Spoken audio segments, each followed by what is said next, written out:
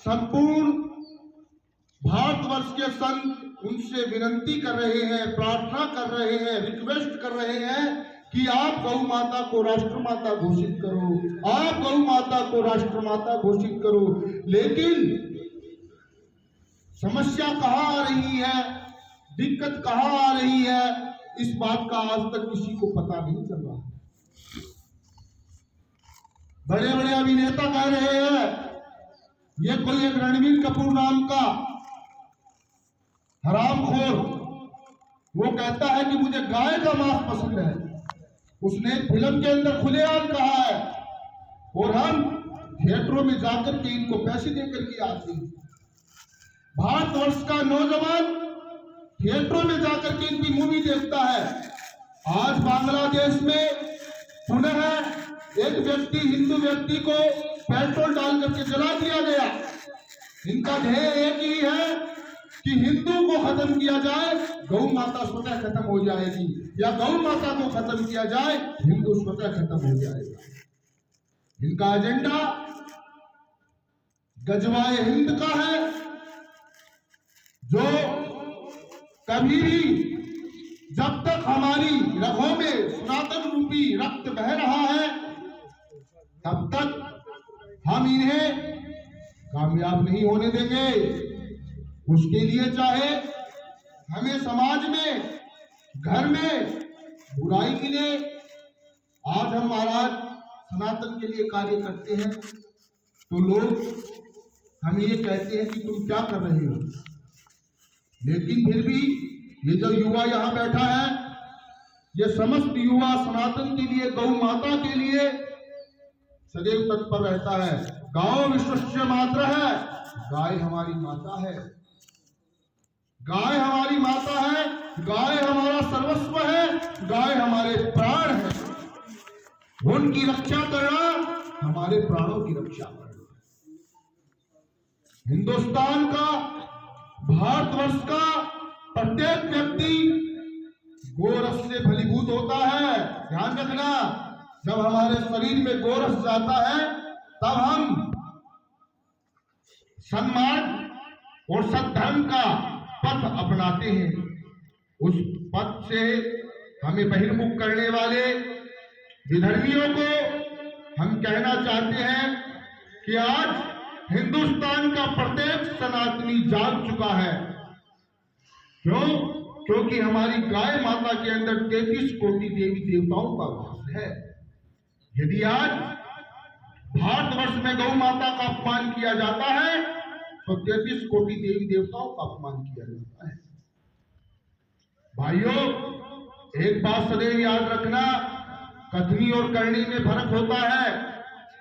हम जो कहते हैं वो हमें करके दिखाना पड़ेगा। ऐसे नहीं है कि हवा में बात की और हवा में ही चले गए ना। आज जो हम कह रहे हैं, आज जो हम सत्संकल्प यहाँ पर ले रहे हैं, उस सत्संकल्प को हमें सिद्ध करके दिखाना है, साकार करके दिखाना है।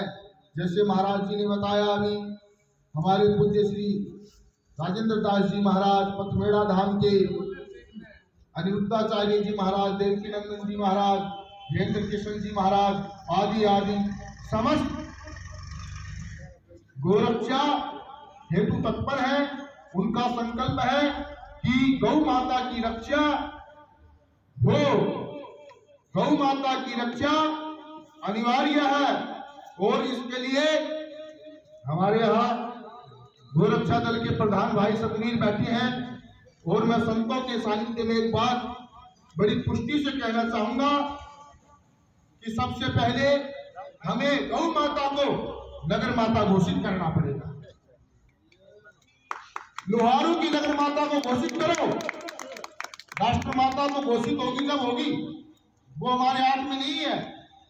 लेकिन सर्वप्रथम हम 50-100 सनातनी इकट्ठा होकर के, इतने यहाँ बैठे हैं, सभी मेरे साथ यदि हो जाए तो हम लोहारू की नगर माता गौ माता को घोषित करें। और यदि नगर माता घोषित हो गई तो वो दिन दूर नहीं जब गौ माता राष्ट्र माता बनेगी।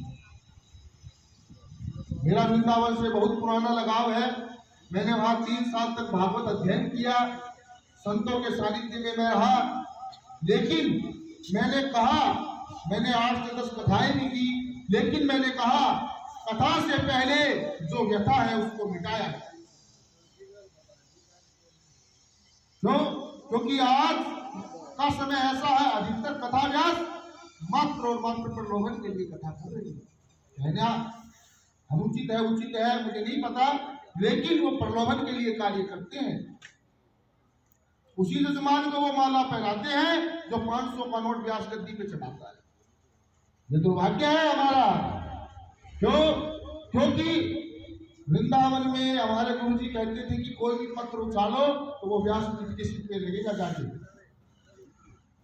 इतने घूम रहे हैं महाराज, न उनको शिष्टाचार का पता है, न आचार का पता है, न विचार का पता है।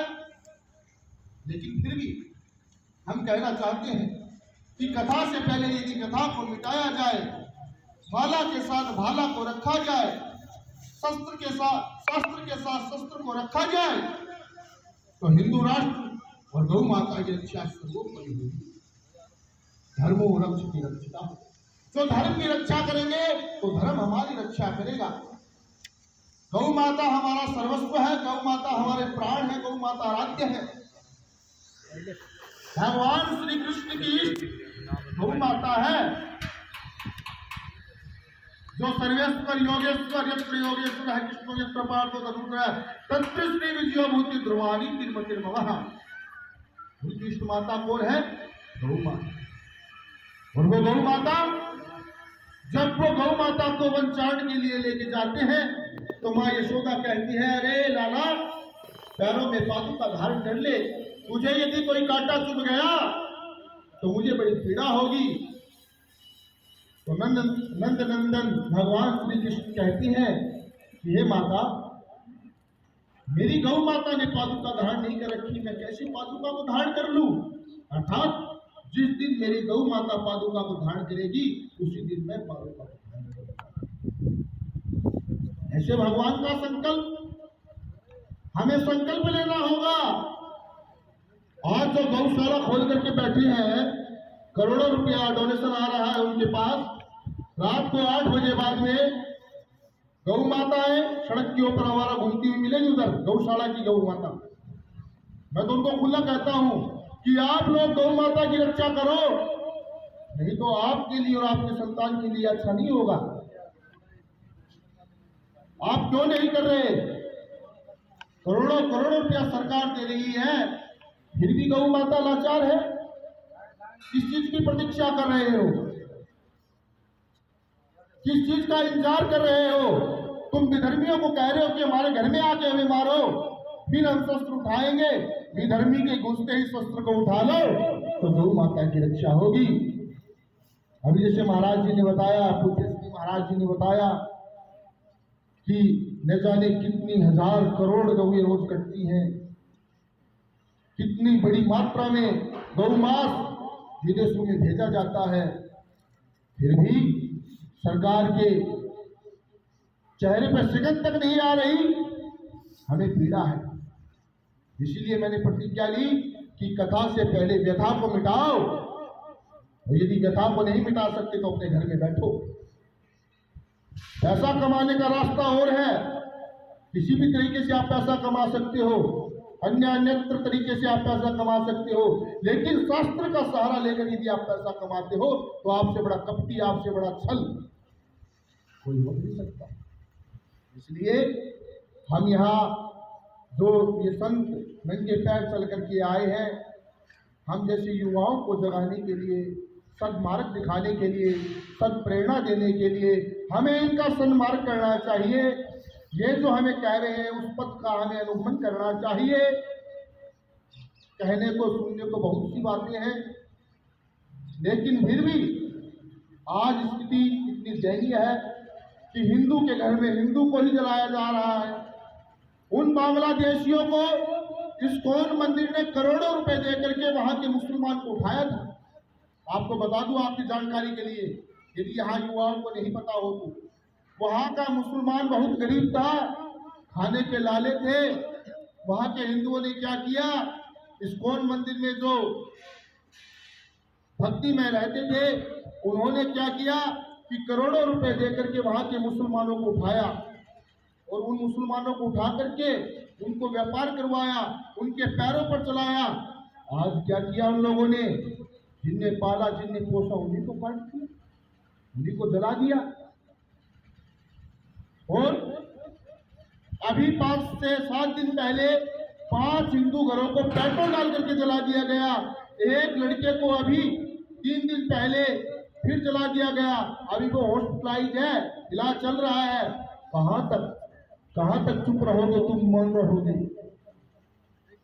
कहां तक तुम चुप रहोगे, मौन रहोगे, अत्याचारों को सहते रहोगे? जनेऊ को कान के टांग करके तुम घूमते रहोगे?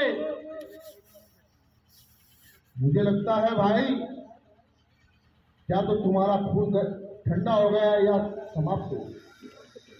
हमारे हिंदू का या तो खून खत्म हो गया या ठंडा हो गया। नहीं, जो ब्रह्म की उपासना करने वाला है, भगवान श्री कृष्ण ने अर्जुन को एक ही बात कही थी, यदि ये प्रेम से समझते तो मैं तुम्हें शस्त्र उठाने की आज्ञा नहीं देता। यदि ये धरती प्रेम से समझते तो मैं तुम्हें शस्त्र उठाने की आज्ञा नहीं देता। तो उसी तरह भाइयों, ये प्रेम की भाषा नहीं समझते। समय आ गया है कि खुलेआम इनका विरोध करना पड़ेगा। जो गो विधर्मी है, जो हिंदुत्व विधर्मी है, जो भारत के विरोधी है, जब इनको सब कुछ दे दिया गया फिर भी यहाँ पड़े हैं भिखारी की तरह। शर्म नहीं आती तुमको? वीडियो चालू रखना भाई। तुमको शर्म नहीं आती? इन विधर्मियों को शर्म नहीं आती? सब कुछ देने के बाद में भी एक बाप ने 2 बेटों के हिस्से अलग अलग कर दिए, एक को ऊपर का दे दिया, एक को नीचे का दे दिया। लेकिन ये कहाँ की मानसिकता है कि ऊपर वाला बेटा नीचे पड़ा रहता है? जब तेरे को तेरा हिस्सा दे दिया तो तू अपने घर जा भाई। सबसे बड़े गोघाती, गो हत्यारे ये विधर्मी है, इन्हीं के कारण गो हत्या हो रही है। हिंदू को हम फिर भी समझा सकते हैं, हिंदू भाई को हम फिर भी जागृत कर सकते हैं, लेकिन इनको कैसे? तो सीधी सी बात एक ही है कि लातों के भूत है ये बातों के। यदि विचारों से ये मानते तो विचार तो कब के 1947 के विचार ही चल रहे हैं, 1947 के बाद ये विचार ही प्रकट कर रहे हैं। लेकिन हुआ क्या?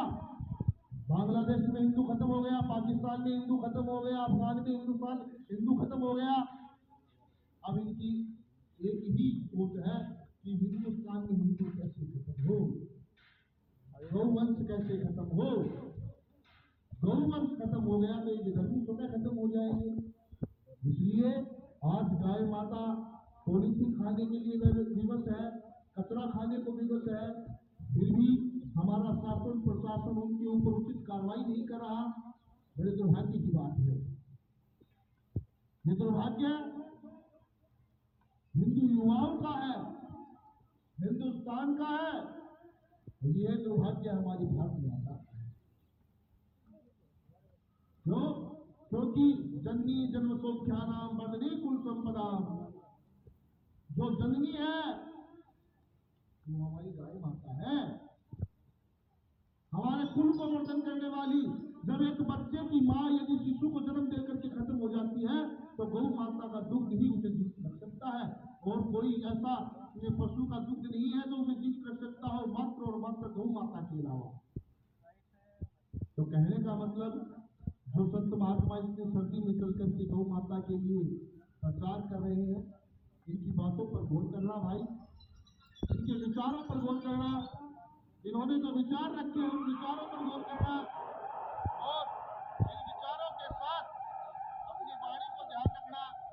यही हमारा ध्येय है, और यही हमारा ध्येय है। अर्थात पूर्ण में से यदि पूर्ण जाता है तो पूर्ण ही बचता है। हम और आप पूर्ण है, अपूर्ण नहीं है। क्यों? क्योंकि हमारे वंशज राम है, हमारे वंशज श्री कृष्ण है, हम उनके हैं। इसलिए स्वयं को पूर्ण रखना है।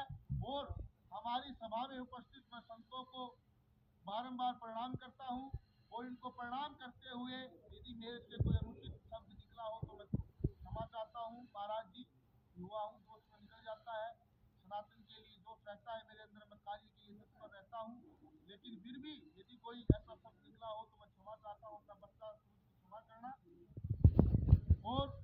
महाराज जी ने कहा है, हम उन पे विचार करेंगे। गौ माता का सम्मान आह्वान होना चाहिए हमारे राष्ट्र में, हमारे धरोहर पर, हमारे नगर में पूर्णतः गौ माता का सम्मान होना चाहिए। उस सम्मान के लिए हम सदैव तत्पर रहेंगे। गौ माता है तो धर्म है तो राष्ट्र है, वो राष्ट्र है तो हम हैं, और हम हैं तो आने वाला वंशज है। हम ही नहीं रहेंगे तो फिर क्या फायदा है? गौ माता नहीं रहेगी तो हमारा क्या बनेगा? कुछ नहीं बनेगा। इसलिए कहने का मतलब यही है, भैंस का दूध पियोगे तो महिषासुर बनोगे, और गाय का दूध पियोगे तो यत्र योगेश्वर है योगेश्वर के समान बनोगे।